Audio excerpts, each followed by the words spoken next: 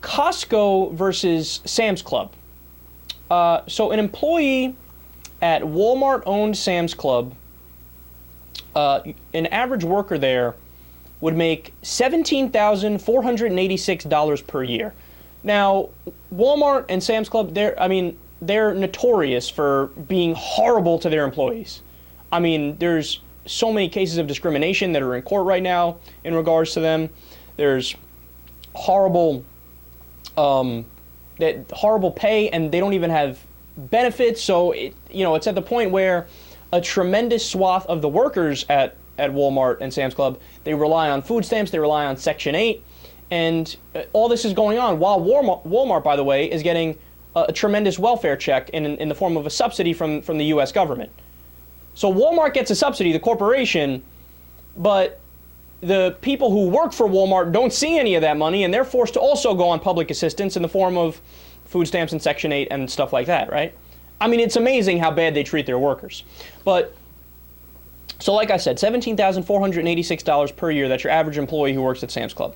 Well, Costco takes a slightly different approach to business. Interesting. Well, let's take a look. Turns out they're pretty progressive, and they take the old Henry Ford mentality of, yeah, I want to pay my workers a good wage. I want them to be able to buy my damn cars. Duh. I want the middle class to have purchasing power so they can buy the goods that myself and other so-called captains of industry create. I mean, it's a no-brainer. It's like economics 101. But conservatives and Republicans don't care about that. They're all about greed. More for me, less for my peasant workers. Well, your average Costco worker makes $45,000. That was the number for 2011, $45,000. They also provide health insurance, and they let them unionize. People who work at Costco have rave reviews about how well the company treats them. So, but of course, like the Republicans always tell us, well, if you care so much about the worker and you overpay them and you don't try to crunch every last penny out of them, yeah, then what ends up happening? Well, you're going to go bankrupt.